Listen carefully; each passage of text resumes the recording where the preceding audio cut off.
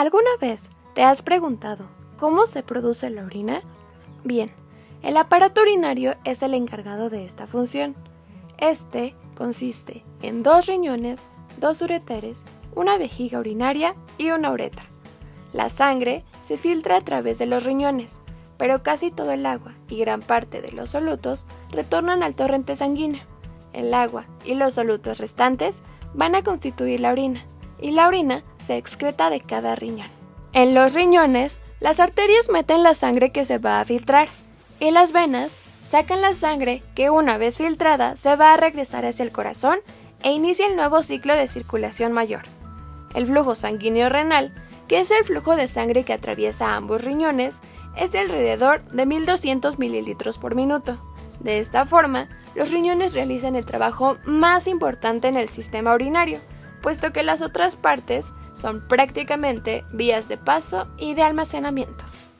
Los riñones cumplen un montón de funciones importantes. Por ejemplo, al filtrar la sangre y formar la orina, contribuyen a la homeostasis de varias maneras. El riñón apoya la regulación del equilibrio hidroelectrolítico, la regulación, por lo tanto, de la presión arterial. Cuando una persona está enferma de alguna nefropatía, es común encontrar problemas con el manejo de la presión arterial. Casi siempre es la hipertensión. También participa en la regulación del equilibrio ácido-base. Tiene una función endocrina en donde estimula la producción de renina y la activación de la vitamina D. Y finalmente, participa en la eliminación de productos de desecho.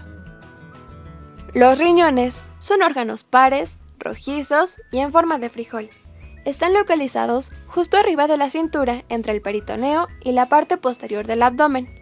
Debido a su disposición por detrás del peritoneo en la cavidad abdominal, son órganos retroperitoneales. Por eso, cuando las personas tienen una infección en el riñón llamada pielonefritis, casi siempre llegan refiriendo el dolor en la parte de atrás. Se localizan entre la última vértebra torácica, o sea, T12, y la segunda lumbar, o L2. Están protegidos por los pares de costillas 11 y la 12, que son las costillas flotantes. El riñón derecho está un poco más abajo que el izquierdo, debido a que de este lado tenemos el órgano más voluminoso, que es el hígado, y este ocupa un espacio considerable arriba del riñón derecho y se ve desplazado ligeramente. En el adulto, un riñón mide de 10 a 12 centímetros, 5 a 7 de ancho y 3 de espesor. Es casi del tamaño de una barra de jabón de baño y tiene una masa de 135 a 150 gramos de peso. Cerca del centro de su borde cóncavo se encuentra el hilio renal, el cual es una estructura por donde sale el uréter. El uréter va a recolectar toda la orina y la va a mandar hacia la vejiga. En este punto sale el uréter y los vasos sanguíneos, entra la arteria y sale la vena. Por dentro tiene 2 estructuras importantes: la corteza, que es todo lo que rodea un centro, y los centros se llaman médulas. La corteza es el área superficial, es de color rojizo y tiene una estructura lisa, y la médula renal, que es el centro, es una región profunda de color marrón y va a tener entre 8 y 18 pirámides renales. Las porciones de la corteza renal que existen entre las pirámides se llaman columnas renales y la punta es la papila renal. Esto constituye la porción funcional o parénquima del riñón. En este parénquima renal se encuentran cerca de 1 millón de nefronas. La nefrona se considera como la unidad funcional del riñón. Allí es donde se va a originar la orina, van a filtrar la sangre, sacar los productos de desecho y todas las funciones. Se encargan de 3 procesos principales. Número 1, filtrar la sangre. Número 2, retornar a la sangre las sustancias útiles para que no se pierdan del cuerpo. Y 3, retirar de la sangre sustancias que no son necesarias para el cuerpo. Como resultado de estos procesos, las nefronas mantienen la homeostasis de la sangre y producen la orina. Cada nefrona está formada por 2 partes: el corpúsculo renal, donde se filtra el plasma, y el túbulo renal, donde pasa todo el líquido que se filtró. Cada corpúsculo contiene 2 elementos, el glomérulo y la cápsula glomerular, que también se conoce como cápsula de Bowman. El glomérulo está protegido y envuelto por una cápsula glomerular. Después, aquí, se filtra la orina, llega a la arteria renal, llega la sangre que va a pasar por el proceso de filtrado y pasa por una serie de conductos. El primero se llama túbulo contorneado proximal. Después, tiene una zona más delgada y hace un baja y sube. Este recibe el nombre del asa de Henle. Cuando sube y continúa curveándose, entonces se llama túbulo contorneado distal. Y después pasa al túbulo colector. Y del túbulo colector se va por la papila drena la orina en las cálices menores, luego en las mayores, y luego pasa a los ureteres. Llega a la vejiga y se orina. Así, hay millones de nefronas que están haciendo el trabajo de filtración, concentración y excreción. Pero, ¿cómo suceden estos procesos? Bueno, como hemos visto, durante la producción de orina, las nefronas y los conductos colectores realizan 3 tipos de procesos básicos. La filtración glomerular es el primer paso de producción de orina. El agua y la mayoría de los solutos del plasma pasan de la sangre a través de la pared de los capilares glomerulares al interior de la cápsula glomerular, la cual se vacía en el túbulo renal. Entonces, entra la sangre por la arteriola aferente, sale por la eferente, se filtra y una vez filtrada la sangre, va a mandar esa sangre filtrada por medio de la arteriola eferente para distribuirse a toda esa serie de conductos, que es el túbulo contorneado proximal, asa de Henle y túbulo contorneado distal. La reabsorción tubular es el segundo paso. Conforme el líquido filtrado avanza por el túbulo renal a través del conducto colector, las células del túbulo reabsorben la mayor parte del agua y muchos solutos útiles filtrados y retornan a la sangre a medida que el líquido fluye por los capilares peritubulares y los vasos rectos, es decir, en el corpúsculo se filtra, dado que todavía quedaron algunas cosas muy útiles. Se reabsorben y se recuperan esas cosas buenas. Y la tercera es la secreción tubular.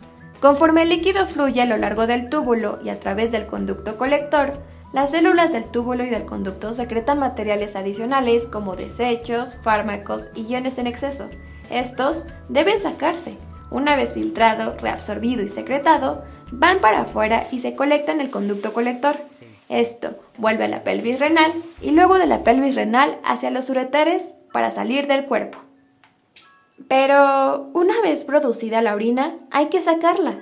Cada uno de los 2 ureteres transporta la orina desde la pelvis renal del riñón hacia la vejiga. Las contracciones peristálticas de las paredes musculares de los ureteres van a impulsar la orina hasta la vejiga urinaria, pero la presión hidrostática y la gravedad también contribuyen a que se haga rápido este proceso. Una contracción peristáltica es cuando la capa media, que es músculo liso, empieza a contraerse por órdenes del sistema nervioso autónomo y entonces va a hacer que se exprima y avance la orina. La frecuencia de las ondas peristálticas que viajan de la pelvis renal a la vejiga varía de 1 a 5 por minuto según la velocidad con la cual se esté formando la orina. ¿Te has preguntado cómo es que logramos controlar la micción? Bueno, hay 2 factores importantes. Primero, tenemos el músculo detrusor de la vejiga, el cual forma el esfínter interno de la uretra. Este hace que se contraiga la vejiga.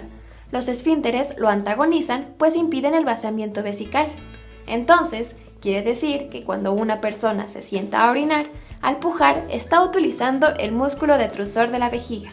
Y en cambio, el trígono lo que hace es cerrar activamente el orificio uretral antes de la micción. Entonces, el trígono es el que hace que se contenga la orina. Por ejemplo, si una persona tiene la necesidad de orinar, pero el baño no está al alcance, al aguantarse está utilizando el trígono vesical, que impide que se abra el orificio de la uretra y en consecuencia no orinar. Una vez que la persona puede tener acceso al sanitario, va a utilizar el músculo detrusor de la vejiga, contrayéndolo para liberar la orina de la vejiga. Pero, ¿cómo es que nuestro cuerpo sabe que es hora de ir a orinar? Bien, este proceso se lleva a cabo por medio de una combinación de contracciones musculares voluntarias e involuntarias. Cuando el volumen de la orina en la vejiga es mayor de 200 a 400 mililitros, la presión dentro de la vejiga aumenta de manera considerable y se empiezan a estirar los receptores de la pared, que son receptores nerviosos. Estos receptores perciben este estiramiento, la presión, y transmiten los impulsos nerviosos hacia la médula espinal. Entonces, en este punto donde la vejiga está llena de orina, los receptores nerviosos detectan esa presión y mandan un mensaje a la médula espinal. Estos impulsos se propagan al centro de la micción, que se encuentra a nivel de S2, o sea, de los nerviosos segmentos sacro 2 y sacro 4 de la médula espinal de la región sacra, y estos van a desencadenar un reflejo medular o raquídeo llamado reflejo de la micción, el cual es un arco reflejo. En este arco reflejo, impulsos parasimpáticos del centro de la micción se propagan a las paredes de la vejiga y del esfínter, y es ahí donde viene la respuesta del esfínter uretral interno. Al mismo tiempo, el centro de la micción inhibe las motoneuronas somáticas que inervan al músculo esquelético en el esfínter uretral externo. Entonces, ahora sí, se produce la micción. La micción tiene lugar por la contracción de la pared de la vejiga y la relajación de los esfínteres que evitaban que saliera. El llenado de la vejiga produce una sensación que inicia el deseo consciente de orinar, incluso antes de que ocurra en realidad el reflejo de la micción. Y aunque el vaciamiento de la vejiga es un reflejo, en la primera infancia se aprende a iniciar y detenerlo de manera voluntaria. Es ahí cuando a los niños se les enseña a controlar sus esfínteres.